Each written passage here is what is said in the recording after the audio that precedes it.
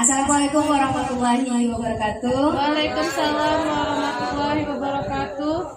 Terima kasih kepada Bapak Ibu guru hebat yang sudah menyempatkan diri untuk hadir di ruangan ini dalam rangka diseminasi budaya positif di SD Negeri 06 Batu Aji. Di mana hari ini saya akan membersamai Bapak Ibu untuk melaksanakan diseminasi budaya positif di sekolah kita. Sebelum kegiatan dimulai, diharapkan kepada Ibu Yuneliza dapat memberikan sambutan sebagai perwakilan dari Bapak Kepala Sekolah. Kepada Ibu, silakan.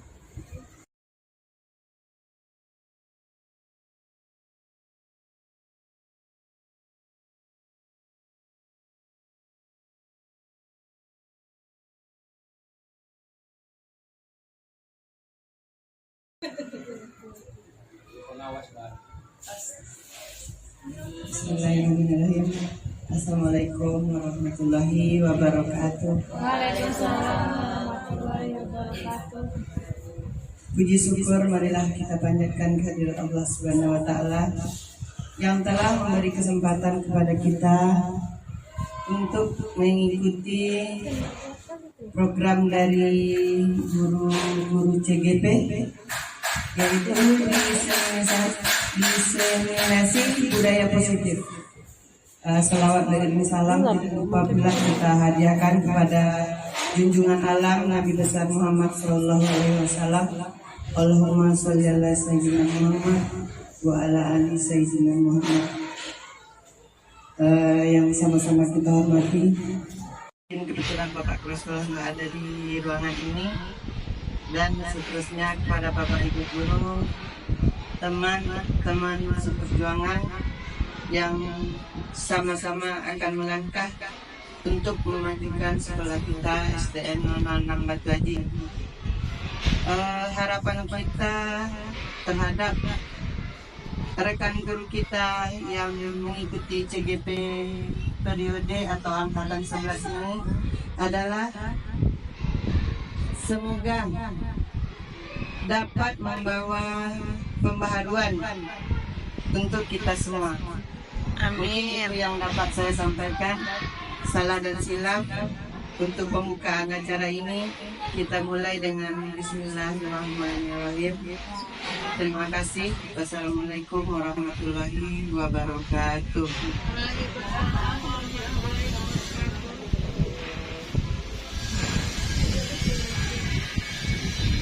Perkenalan Bapak fasilitator saya, Bapak Eri Arisna Nasution. Beliau bertugas di Tanjung Pinang, dan Ibu pengajar praktik saya adalah Ibu Susilawati. Nah, ini adalah yang akan kita bahas pada hari ini, budaya positif. Jadi budaya positif itu dia mencangkup beberapa hal. Kalau mendengar budaya positif, apa yang ada di pikiran kita? Budaya positif. Kira-kira apa itu budaya positif? Budaya positif adalah Yang baik-baik. Yang baik-baik. sesuatu yang baik-baik. Bunda? Perilaku yang baik. Sesuatu yang baik-baik, perilaku yang baik. Apa lagi, Bu? Kebiasaan baik atau kebiasaan positif, ya. Untuk membentuk suatu supaya dia menjadi sebuah budaya, yang namanya budaya berarti dia sudah berakar di dalam suatu tempat itu karena sudah membudaya. Untuk membentuk sebuah budaya maka diperlukan sebuah proses yang panjang dan suatu proses yang banyak. Nah, untuk menciptakan budaya positif bisa kita lakukan dengan membudayakan beberapa hal berikut. Yang pertama yang mau kita bahas adalah disiplin positif. Yang kedua, teori motivasi, hukuman, penghargaan, dan restitusi. Lalu keyakinan kelas, kebutuhan dasar manusia dan dunia berkualitas. Lalu pembahasan lebih lanjut tentang restitusi, yaitu 5 posisi kontrol guru dan segitiga restitusi. Dari ke-6 hal ini yang sudah familiar dengan ibu-ibu yang mana? Hukuman, disiplin, keyakinan kelas. Ya, keyakinan kelas kita sudah mulai mempraktekkan di setiap kelas masing-masing. Kalau saya perhatikan, kita sudah tidak ada lagi membuat peraturan kelas ya. Kebanyakan sudah membuat keyakinan kelas. Apa itu keyakinan kelas? Sudah benarkah kita menyusun keyakinan kelas? Hari ini akan kita bahas. Yang pertama, disiplin positif dan nilai-nilai kebajikan universal. Disiplin positif dalam artian kata berarti apa tuh? Kalau disiplin positif, disiplin itu artinya apa? Nah, sesuatu yang teratur bisa jadi. Kemudian ya bisa jadi sesuatu yang teratur. Disiplin positif sesuatu yang teratur yang bersifat positif. Lalu nilai-nilai kebajikan universal. Nilai-nilai kebajikan dalam artian kata berarti adalah nilai-nilai yang positif, nilai-nilai kebaikan. Misalnya apa tuh Bu? Nilai-nilai kebajikan. Menghargai orang lain, betul. Kerjasama, tanggung jawab, dan sebagainya. Nah, sekarang kita coba praktek dulu satu orang ke depan lah. Siapa? Dia bertugas. Kita set satu di sini. Nah, siapa yang mau maju ke depan? Siska aja. Kalau kita. Nah, sekarang Ibu Siska tugasnya adalah ini tisu, Ibu pegang, Ibu simpan baik-baik di tangan Ibu. Ini. Nah, lalu satu orang ke depan. Bapak Ibu berusaha untuk mengambil tisu yang digenggam di sini. Ayo coba. Siapa? Coba dengan segala cara. Nah, kita lihat kalau Ibu Tina caranya seperti apa? Dibujuk gimana? aku minta nanti kita beli es krim. Oke, Ibu Tina menggunakan strategi bujukan. Apakah mempan? Kita harus sering berbagi. Ayo. Nggak boleh sama orang yang dikenal. Oke, tidak mempan. Coba siapa yang mau mencoba lagi? Ternyata bujukan tidak mempan. Siapa yang mau mencoba? Selain dibujuk, berarti itu diapain ini? Coba Ibu Eliza. Jika ada kelas kegancam sini. Bujukan tidak mempan. Awas ya. Kasih tangan nanti balik awas ya. Smackdown.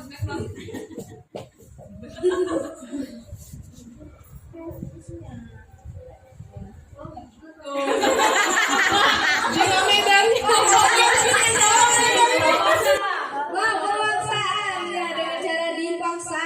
Coba. Nggak mempan juga. Oke, udah capek belum? Udah capek. Jadi dengan rela hati. Akhirnya sampai kayak gini. Jadi kontrol untuk melepaskan atau tidak tisu ini berada di siapa?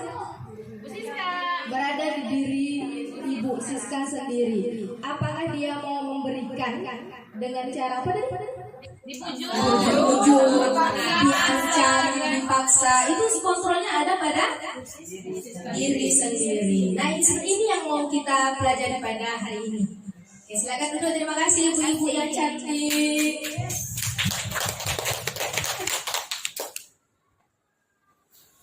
Nah, yang selama ini kita lakukan adalah ilusi kontrol sebenarnya. Kita merasa bahwa kita sebagai guru bisa mengontrol anak. Kalau aku bisa membuat dia menjadi disiplin, saya bisa membuat anak menjadi disiplin di kelas. Dengan saya nasihati setiap hari, saya bisa merubah dia. Itu adalah sebuah ilusi kita.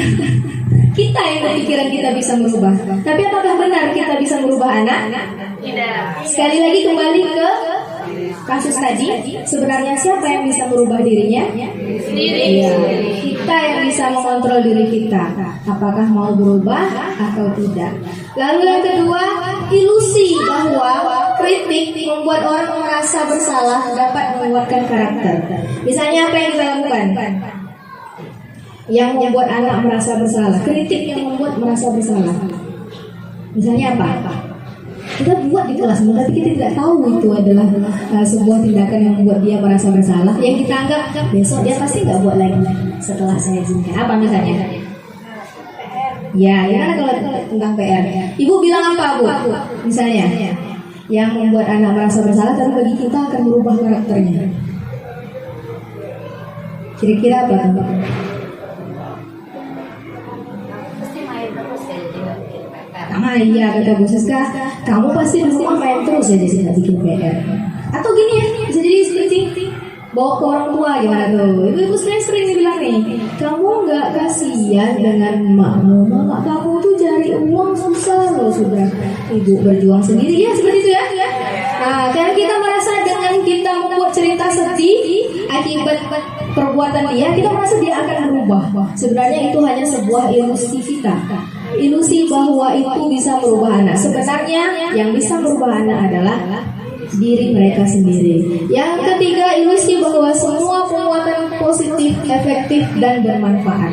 Sebelum memulai pembelajaran, kita ceramah panjang A sampai Z dengan berharap besok anak akan berubah. Tapi apa yang terjadi? Tidak ada perubahan sehingga guru depresi sendiri. Sudah lelah, sudah capek melihat setiap hari anak saya seperti itu. Itu adalah curahan hati saya. Sudah dinasihatkan, tapi tetap juga seperti ini. Karena itu kita masih lagi menganggap bahwa kita bisa merubah anak. Yang terakhir, ilusi bahwa orang dewasa memiliki hak untuk memaksa. Bukan cuma di sekolah, tetapi juga di rumah. Nggak dengar omongan Umi, ya kan? Diprotes anak pun, kamu protes Umi.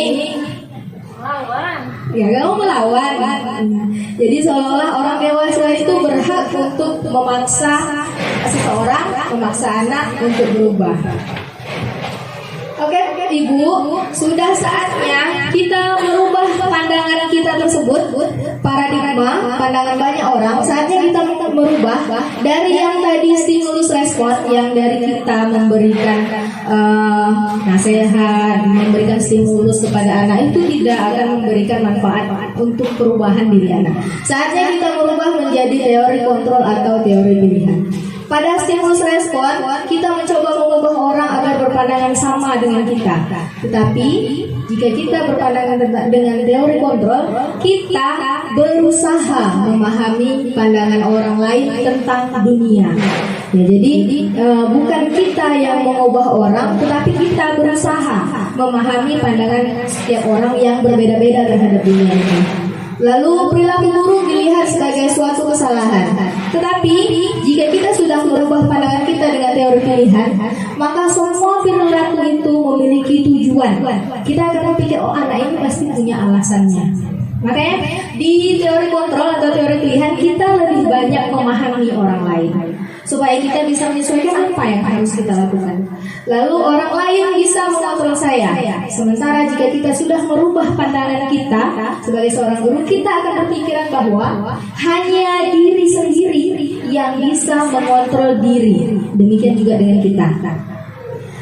Lalu saya bisa mengontrol orang lain. Jika kita sudah mengubah pandangan, kita akan sadar bahwa kita tidak bisa mengontrol orang lain. Lalu kalau kemarin pemaksaan itu akan ada saat pembujukan tidak berhasil. Seperti tadi, setelah dilihat teman tidak berhasil dengan bujukan, maka saya harus mencoba dengan setelah kita nasihati anak tak berhasil, besok tak buat lagi PR, maka akan keluar. Awas kamu kalau nggak buat PR, ibu panggil emak-emak di sekolah. Ya, kita harus mengubah itu menjadi kolaborasi dan konsensus, menciptakan pilihan-pilihan baru. Biarkan mereka memberikan pilihan apa yang harus mereka lakukan jika berbuat sesuatu. Selanjutnya, apakah makna disiplin? Ini saya sudah bisa terjawab tadi. Disiplin dalam bahasa Latin berarti belajar.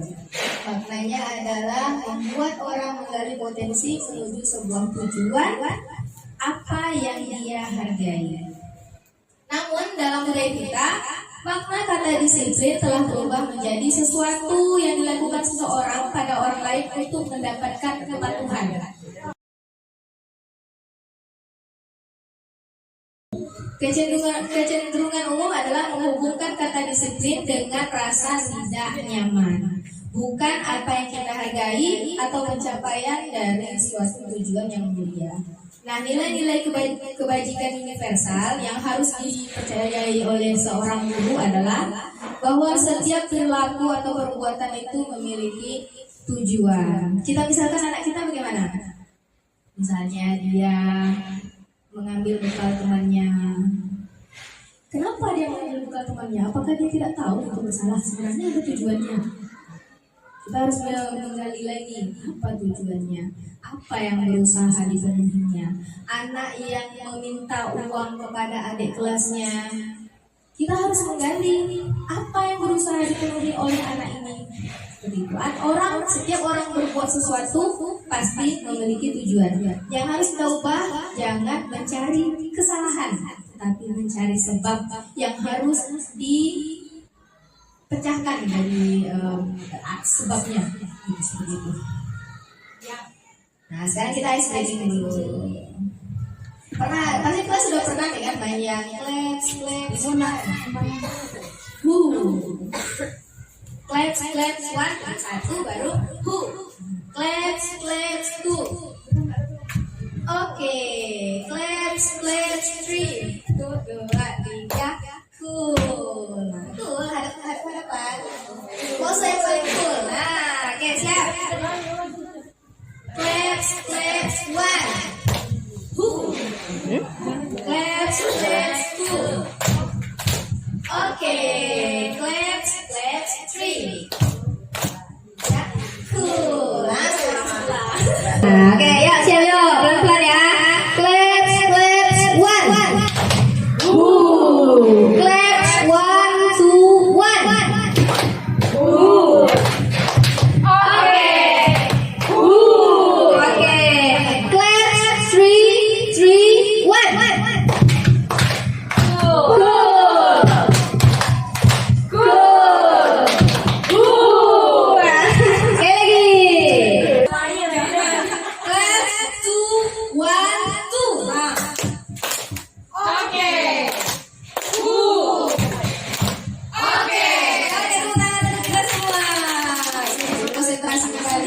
Lanjutkan teori motivasi, hukuman, penghargaan, dan restitusi.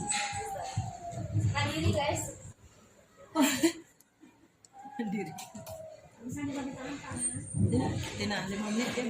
Nah, ini sangat dekat dengan kita di kehidupan kita sebagai guru sehari-hari, sebagai orang tua juga.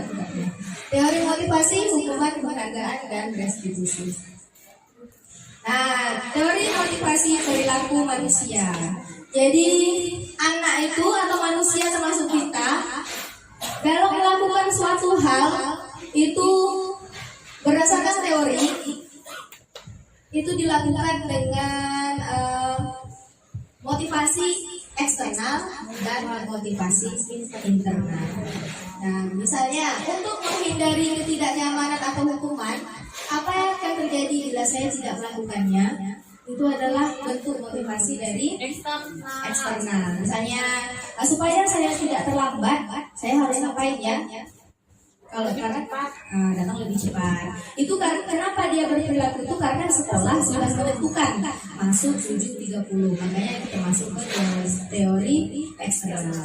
Yang kedua, untuk mendapatkan imbalan dari orang lain atau institusi, apa yang saya dapatkan apabila saya melakukannya. Jadi dia yang kedua ini dia melakukan sesuatu karena dia mengharapkan imbalan atau pujian, supaya saya nanti dapat hadiah datang pagi lah. Kadang-kadang kita kan sering suruh pujian, siapa yang datang pagi ya kan? Siapa yang tiket hari ini, wah bersih sekali ya. Tujuan kita adalah supaya anak itu termotivasi, semakin semangat untuk membersihkan kelas. Nah, lalu yang ketiga, untuk menghargai dirinya sendiri. Jadi dia berperilaku itu, saya akan menjadi orang seperti apa apabila saya melakukannya. Misalnya dari 3 hal itu satu contoh. Ada anak yang tidak mau terlambat ke sekolah karena untuk menghindari hukuman. Ada anak yang tidak mau datang terlambat ke sekolah karena dia mengharapkan pujian. Namun, apakah ada anak yang datang ke sekolah karena memang dia mau menghargai dirinya sendiri aja supaya jangan jadi orang yang terlambat? Ada. Justru dari ketiga ini kita sebagai seorang guru harus bisa menumbuh kembangkan ya. Yang ketiga ini motivasi yang datang dari diri dia sendiri, yang memang dengan kesadaran dia. Jadi kita harus mulai membudayakan bagaimana kita menumbuhkan kesadaran dalam diri anak. Nah, menurut Ki Hajar Dewantara, merdeka itu artinya tidak hanya lepas dari perintah, akan tetapi juga cakap dalam memerintahkan dirinya sendiri. Jadi ini berkaitan dengan pandangan dari Ki Hajar Dewantara. Nah, apakah kita sebagai seorang guru yang sering memberikan hadiah itu salah dalam membina anak? Ibu-ibu di sini sering memberikan hadiah? Sering. Apa tujuannya? Supaya anak lebih semangat, menumbuhkan motivasi, ya. Namun ternyata dengan kita memberikan penghargaan kepada anak itu justru kita menghukum anak. Sebenarnya kita memberikan hadiah itu kurang tepat. Iya. Setuju ya Bu ya? Karena apa? Pernahkah Ibu ada kegiatan itu diberi hadiah, dia bersemangat, kemudian Ibu tidak lagi memberikan hadiah? Tidak semangat karena dia merasa kecewa. Kenapa di kegiatan ini tidak setuju? Karena dia merasa gitu ya? Atau gini, dia merasa dia tidak mampu untuk mendapatkan hadiah itu, lalu dia nggak mungkin aku bisa menyelesaikan matematika dan ujian untuk dapat hadiah itu. Udah ya? Jadi secara tidak langsung sebenarnya yang menurut kita itu tepat, sebenarnya itu ada memberikan efek negatif kepada anak. Karena dengan pemberian hadiah bisa memberikan dampak seperti diantaranya salah satunya mengurangi ketepatan. Jadi mereka tuh lebih fokus ke mau dapat hadiah ujung-ujung malah tidak maksimal karena dia terlalu fokus ke apa yang dia dapatkan. Lalu penghargaan mematikan, menurunkan kualitas karena mereka mengejar suatu standar. Mereka tidak mau lagi mengembangkan diri untuk lebih dari yang kita harapkan. Jadi ada sebuah percobaan, diberikan suatu pekerjaan kepada anak, ada yang satu kelompok dijanjikan hadiah, yang satu kelompok tidak. Ternyata kelompok yang tidak dijanjikan hadiah menghasilkan sebuah karya yang lebih maksimal, yang lebih kreatif. Jadi memberikan penghargaan ternyata banyak memberikan dampak negatif kepada anak. Lalu bentuk program kebajikan atau apresiasi. Nah ini dalam memberikan apresiasi atau pengakuan perlu diingat beberapa hal. Yang pertama, beri pengakuan secara khusus. Lalu kita harus fokus pada prosesnya, bukan pada hasilnya. Ada kalanya anak di produknya dia kurang maksimal, padahal di prosesnya dia melakukannya dengan tekun. Lalu beri pengakuan secara konsisten. Maksud konsisten adalah jangan sesekali, tetapi harus sering dan terus menerus. Beri pengakuan kepada semua murid. Tujuannya untuk apa? Tujuannya diberikan ke semua murid, bukan hanya kepada beberapa. Kenapa bukan ke anak-anak itu aja? Iya, supaya tidak terjadi pilih kasih. Lalu contoh pengakuan apresiasi kebajikan. Pembukanya dengan kata-kata ibu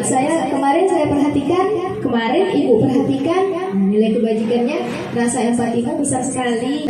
Situasinya dia pada saat menolong murid baru di kita. Jadi kita mau ngasih penghargaan dengan dimulai dengan kata-kata kemarin ibu perhatikan, atau ibu menghargai ilmu. Atau pada saat anak memungut kertas yang berserakan di lantai, kita bilangnya terima kasih untuk rasa tanggung jawabnya nak. Jadi bukan hanya pada saat dia mencapai proses akademik, tapi juga dalam hal perilaku sehari-hari. Apa beda hukuman dan konsekuensi? Kalau hukuman mencetak 100 kali di dalam buku kalimat saya tidak akan terlambat lagi karena terlambat ke sekolah, termasuk hukuman atau konsekuensi? Sebab iya, karena tidak ada hubungannya dengan kesalahannya. Apakah ada hubungan mencatat kalimat saya tidak akan terlambat dengan dia terlambat?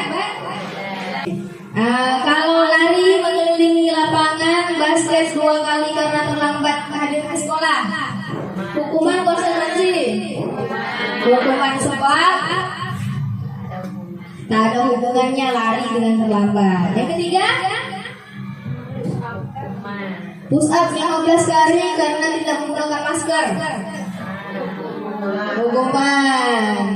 Yang keempat, menggantikan kertas tugas teman yang telah dicoret-coret, konsekuensi.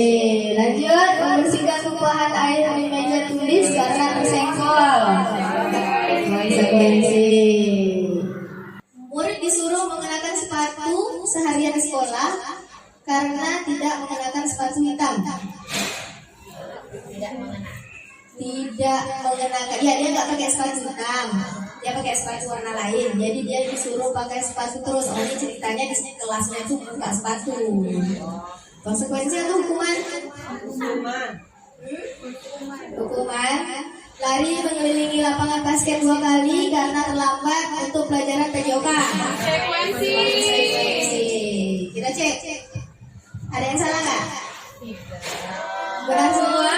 Mantap, memang ibu hebat. Tepuk tangan untuk kita. Nah, perbedaan hukuman dan konsekuensi. Kalau hukuman itu sesuatu yang menyakitkan harus terjadi. Dia nggak suka, dia tidak buat PR, kita suruh mencatat, bersihkan WC. Dia tidak suka, tapi dia harus. Kira-kira dia mengerjakan dengan ikhlas? Tidak. Tapi kalau ibu tanya, ikhlas nggak kamu? Pasti jawabnya ikhlas. Pasti jawabnya ikhlas. Kalau konsekuensi itu sesuatu yang harus terjadi. Pada saat dia berbuat, dia sudah tahu itu yang akan terjadi. Lalu hukuman membuat anak sakit baik fisik maupun hati untuk jangka waktu yang lama. Dia akan ingat, dulu saya pernah ditampar, pernah disuruh cuci toilet. Dia akan ingat karena bisa jadi ingatan anak itu akan membekas sampai dewasa. Ibu dulu ibu punya pengalaman menyakitkan waktu sekolah. Masih ingat? Masih. Bagaikan baru terjadi kemarin. Ya. Saya juga punya pengalaman yang menyakitkan. Memang masih teringat, padahal itu kejadian waktu sekolah dulu, sudah berapa puluh tahun yang lalu. Tapi tetap masih membaik. Karena itu dia sakit hatinya itu jangka panjang. Nah, kalau konsekuensi membuat anak merasa tidak nyaman juga, namun dalam waktu yang jangka pendek. Lalu hukuman itu membuat anak membenci kedisiplinan. Saya nggak suka. Kalau konsekuensi membuat anak menghargai pentingnya dia disiplin. Hukuman itu bersifat paksaan, terpaksa dia melakukan itu. Berdiri di depan kelas angkat 1 kaki terpaksa dia. Kadang-kadang nangis dia sambil berdiri. Ya. Saya dulu pernah bawa buku kayak gitu di depan kelas. Lalu konsekuensi bersifat stimulus dan tanggapan. Lalu hukuman mendorong anak menyakiti diri sendiri. Dengan konsekuensi akan mendorong anak untuk mudah untuk menyesuaikan diri. Lalu dengan hukuman anak akan menganggap bahwa dirinya adalah orang yang buruk, yang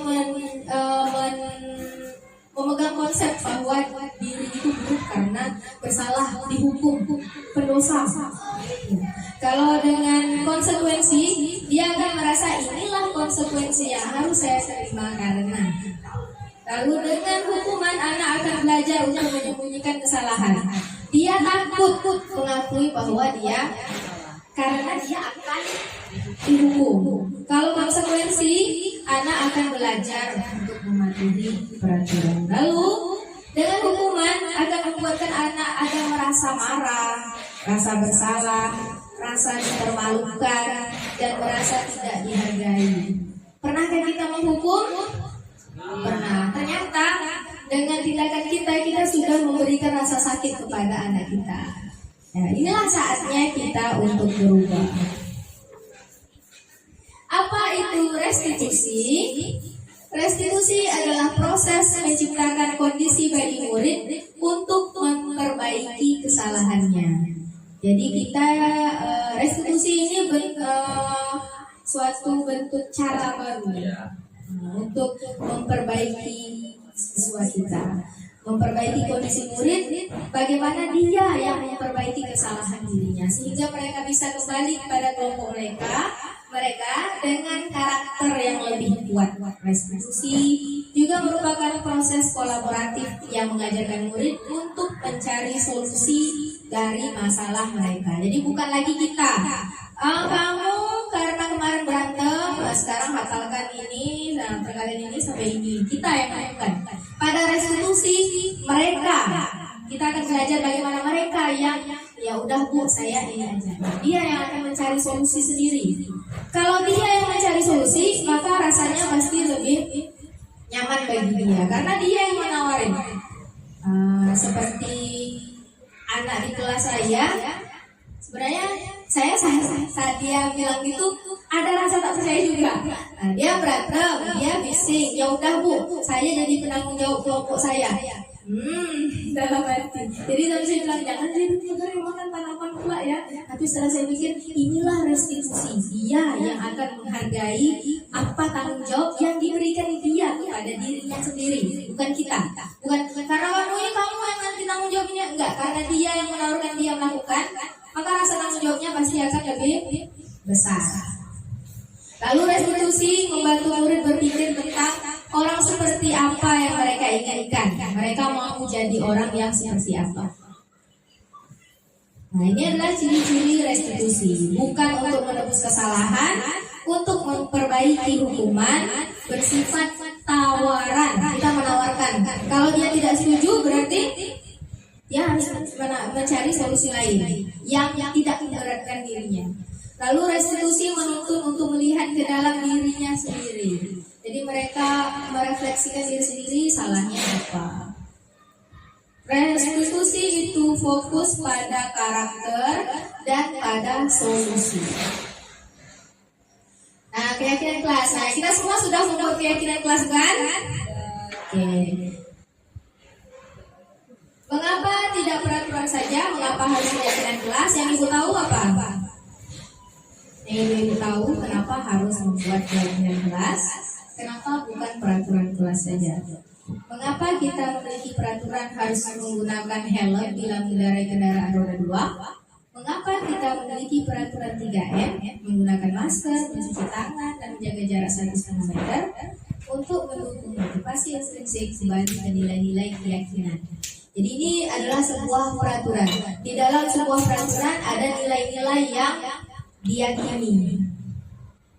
Apa beda peraturan dengan keyakinan, peraturan kelas dengan keyakinan kelas?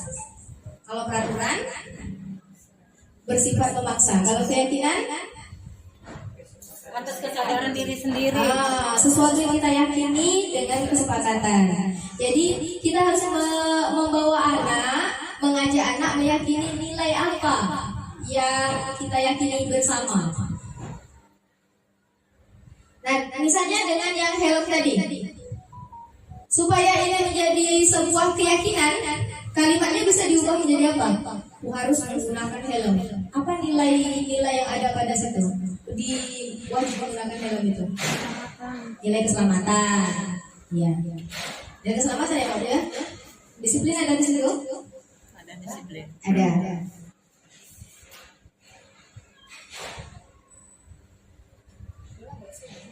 Nah, ini langkah-langkah membuat keyakinan kelas.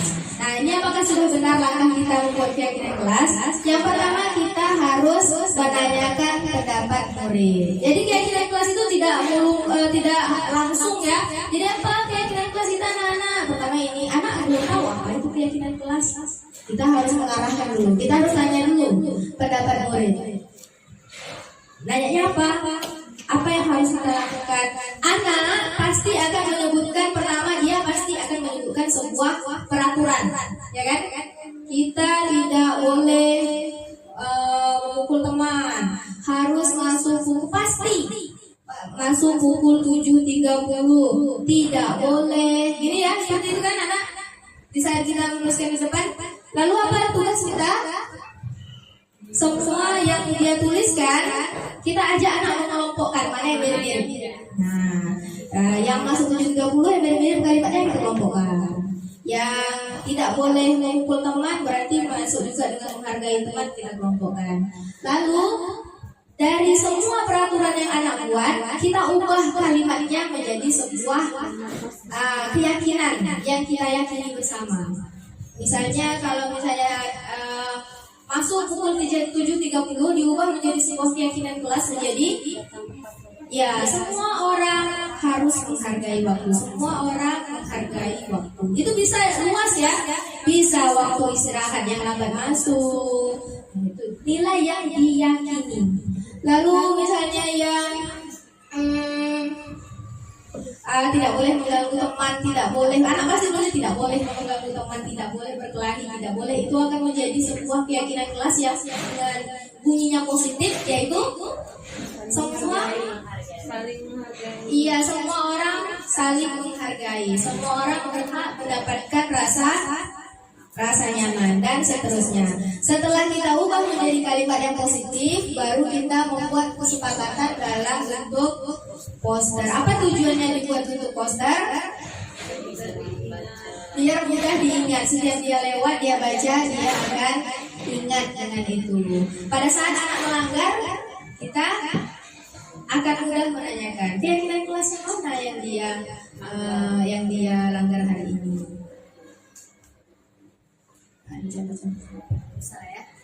Nah, sekarang ini adalah contoh peraturan atau keyakinan kelas.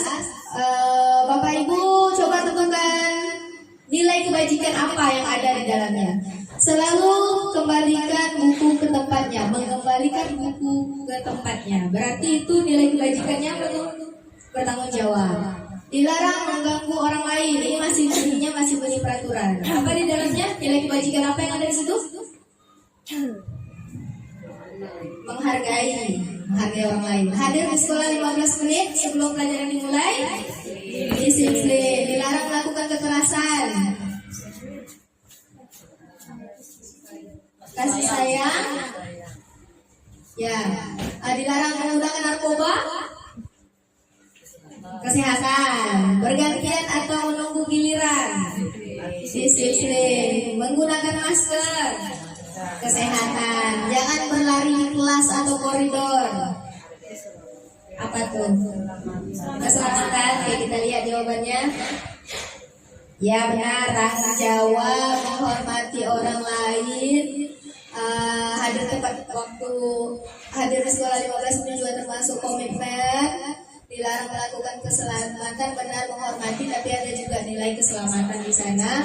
Dilarang menggunakan narkoba, kesehatan, bergantian. Ada juga nilai bersabar dari menunggu giliran.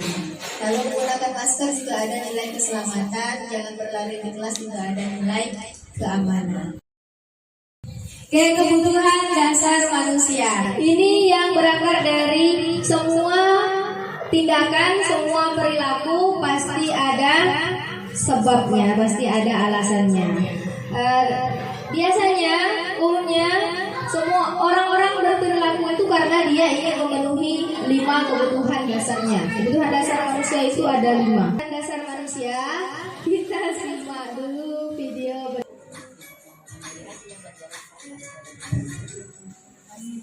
Salam dan bahagia ini dan 80 untuk membangun budaya sekolah yang positif dengan lingkungan yang aman dan menjadi pribadi yang berdaya, seimbang dan bahagia. Salah satu upaya Jadi ring video tapi adalah aku kan nggak ada nomor. yang mendasari perilaku. Pada video kali ini kita akan membahas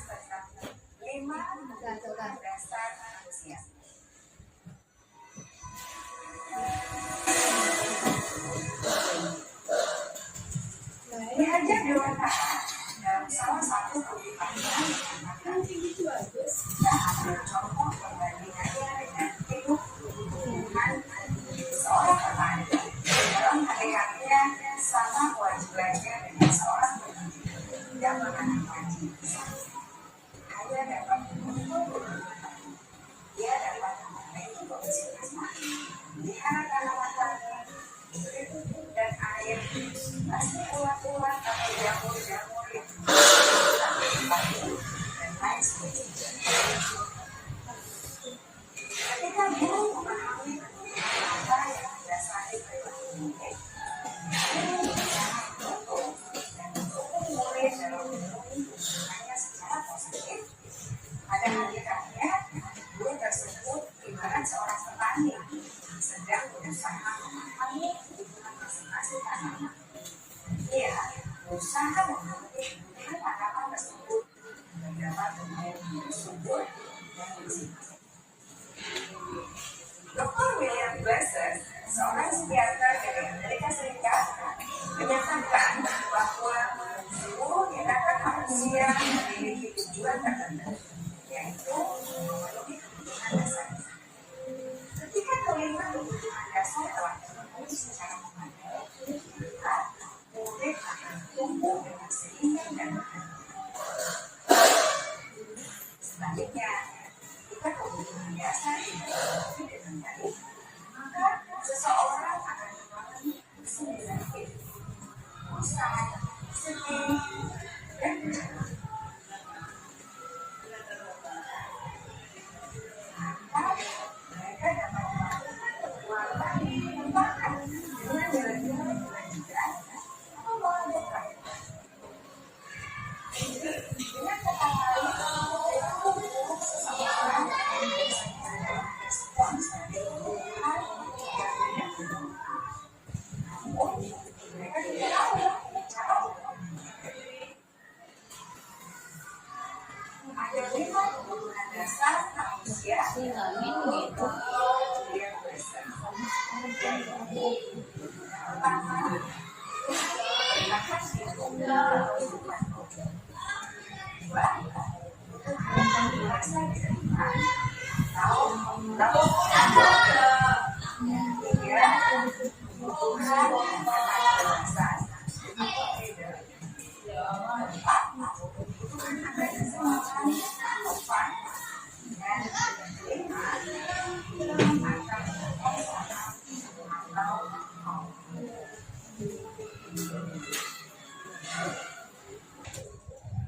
Oke, jadi 5 kebutuhan dasar manusia. Yang pertama yaitu kebutuhan survival atau untuk bertahan hidup.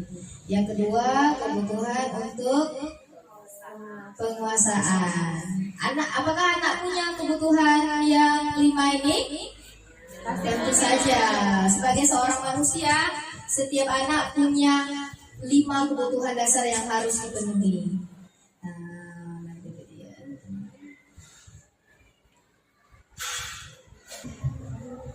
Nah, jadi ada misalnya dari 5 kebutuhan dasar tadi, aku senang main kejar-kejaran dengan ibu guru, seru. Itu kebutuhan dasar yang mana dia? Dia lari-lari di kelas, dia senang kalau kita kejar. Ternyata dia memenuhi kebutuhan akan kesenangan. Katanya ibu kejar aku karena ibu guru sayang sama aku. Kayak dia ketawa, dia senang saya ibu kejar, padahal kita dongkol nih. Duduklah dia, tapi dia karena ibu kejar aku karena dia sayang sama aku. Itu adalah rasa kasih sayang, kebutuhan dasar rasa kasih sayang. Ya. Kita cek ya, aku hebat kan, bisa bikin ibu guru kejar aku. Gitu ya. Berarti itu adalah kebutuhan dasar. Dia butuh aku hebat kan, berarti dia kekuasaan, perhatian. Apa tadi dia kekuasaan? Lalu aku bosan belajar mewarnai terus di dalam kelas, makanya dia minta ke kelas sebelah, ke kelas abang-abang yang pakai TV. Nah, berarti itu kebutuhan dasar.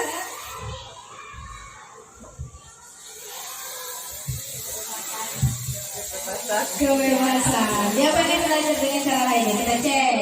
Aku senang main kejar-kejaran. Kebutuhan, kesenangan. Benar, hebat.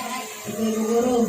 Ibu kejar aku karena ibu guru sayang aku. Kebutuhan, kasih sayang. Aku hebat bisa bikin ibu guru kejar aku. Kebutuhan, penguasaan. Lalu yang tadi dia bosan belajar mewarnai di kelas, makanya dia mewarnai di musola, bikin kereta panjang.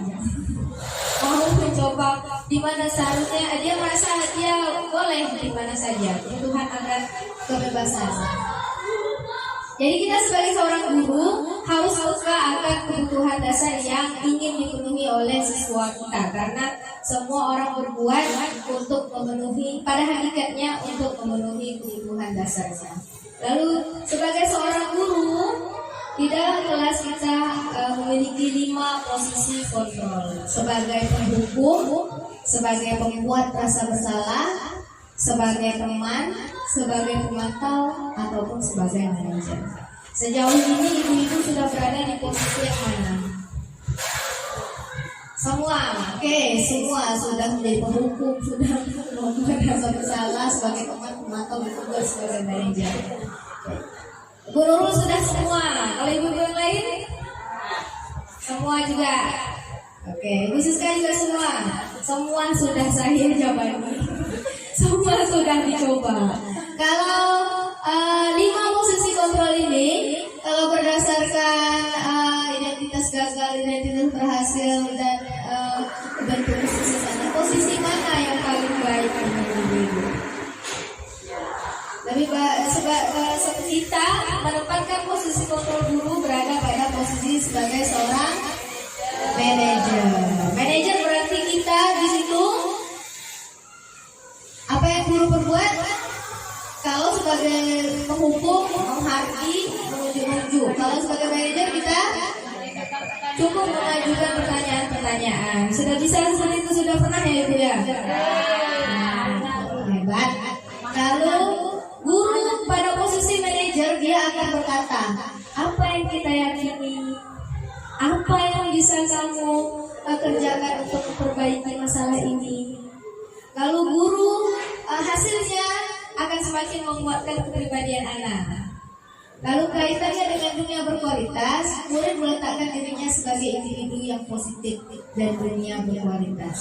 Kalau sebagai penghukum, yang paling sering sebelum kita mempelajari modul budaya positif di PMM, sebelum kita kita ada pengetahuan tentang ini, kita selalu berada di posisi penghukum. Yang paling hebatnya kita sudah berada di posisi mana?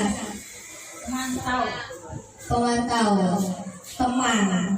Kadang kita merasa ketika anak sudah nyaman bercerita, kalau kita tidak masuk dia rindu, kita merasa wow, sudah hebat. Saya sudah berhasil. Ternyata kita belum berada pada posisi yang maksimal. Posisi maksimal adalah jika kita bisa berada pada posisi manajer. Nah, sebagai seorang manajer, kita memecahkan permasalahan anak, melakukan restitusi dengan segitiga restitusi. Segitiga restitusi bisa dilakukan dengan namanya segitiga, berarti kita lakukan dengan berapa cara? 3 cara. Yang pertama adalah melakukan pertama kita menstabilkan identitas. Dengan cara apa? Misal, coba sebutkan satu kasus misalnya. Telat datang ke sekolah. Segitiga restitusi adalah bentuk praktek restitusi.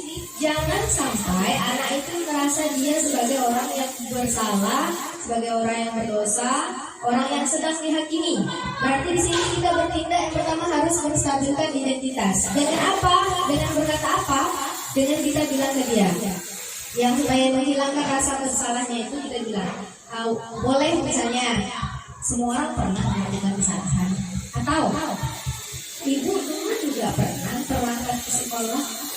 Kalau dia berantem, iya ibu paham perasaanmu. Kita marah ya kalau kita kasih itu kan.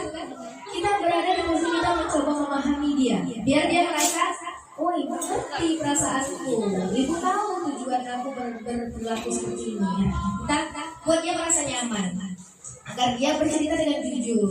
Dan pesan dari kita, penyelesaian kita akan sampai ke anak. Jadi kita buat dia merasa nyaman. Ibu juga pernah dulu berantem waktu sekolah, salah. Semua orang pasti melakukan kesalahan, nak. Iya, nak, ibu mengerti kalau misalnya kepala kita ditendang, pasti kita marah, ya. Pasti kita mau melawannya, nak. Bukan, nak, perasaannya. Gitu. Jadi kita menstabilkan dulu identitas dia biar dia tenang, biar dia tidak merasa bersalah. Baru kita masuk ke langkah kedua, yaitu validasi kebutuhan.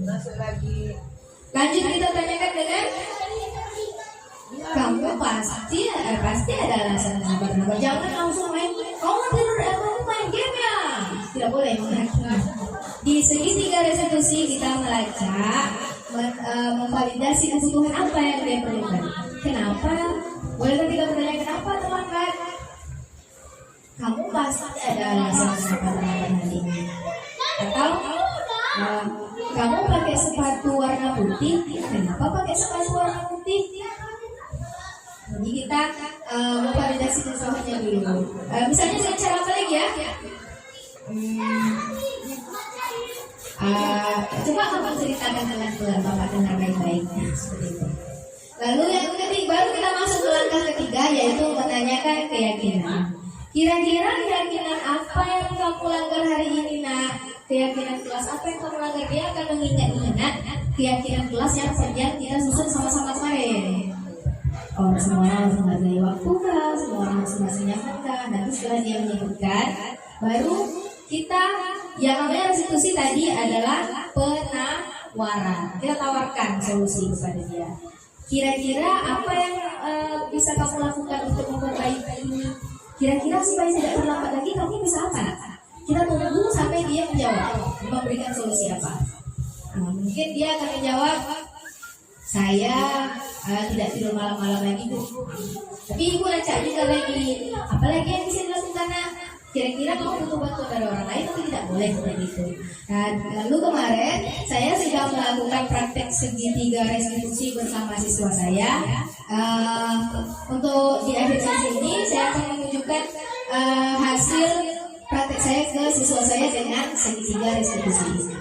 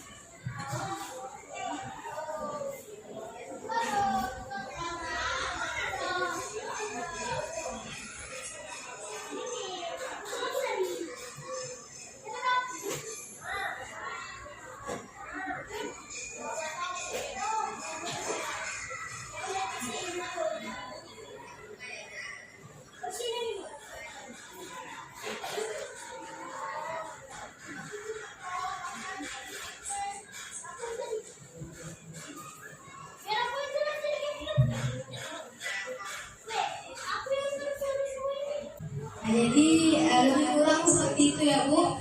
Lalu dalam segitiga restitusi urutannya tidak melulu harus dari masa desain identitas, validasi tindakan, lalu ke yang tidak perlu.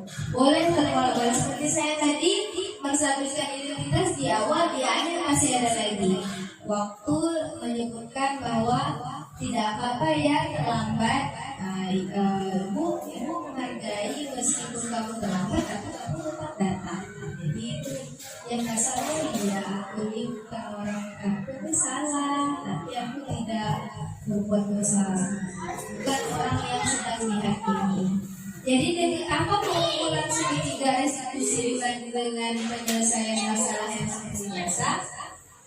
Pada saat melakukan segitiga restitusi, apa yang dirasakan oleh anak kita?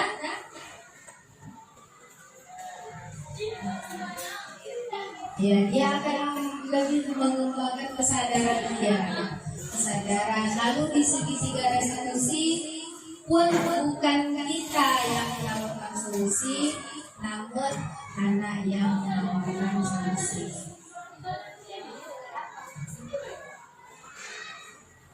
Jadi kesimpulannya pada hari ini, sebagai seorang guru, yang pertama kita harus merubah pandangan kita dari stimulus respon menjadi ke stimulus kontrol diri. Bapak Ibu, jadi kita yakini bahwa anak itu bisa berubah jika ada kemauan dari dirinya. Kita harus bisa memunculkan motivasi intrinsik siswa untuk berubah. Yang kedua, kita sebagai guru harus meyakini bahwa setiap perbuatan atau tindakan manusia itu pasti ada sebabnya. Dia akan berusaha untuk memenuhi 5 kebutuhan dasar. Jadi sebagai seorang guru kita harus lebih banyak memahami murid kita. Lalu dalam menyelesaikan permasalahan, yang terbaik adalah menempatkan posisi sebagai seorang manajer. Jadi kita namanya manajer berarti mengatur. Kita menanyakan ke apa yang dia langgar, apa yang mau dia lakukan. Jadi bukan kita sebagai yang menentukan hati anak. Lalu dalam menyelesaikan masalah sebagai seorang manajer, kita lakukan dengan langkah terbaik, yaitu menggunakan segitiga restitusi. Memang tidak mudah menyelesaikan masalah dengan segitiga restitusi, karena sebagai seorang guru biasanya kita akan terpancing dengan emosi saat anak entah dia berantem, entah dia memukul teman. Namun disitulah kita harus mulai merubah pola pikir, merubah paradigma untuk berubah menjadi guru yang lebih berpihak kepada anak. Karena kita sebagai seorang guru hakikatnya adalah pelayan anak, menghambakan diri kepada anak. Bukan berarti kita menuruti semuanya mereka, namun kita harus mengutamakan segala hal itu, anak yang diutamakan di atas segalanya, termasuk kepentingan kita. Jadi seperti itu. Terima kasih kepada ibu-ibu hebat yang sudah mengikuti sampai akhir. Semoga apa yang kita lakukan pada hari ini mendatangkan manfaat bagi kita. Amin.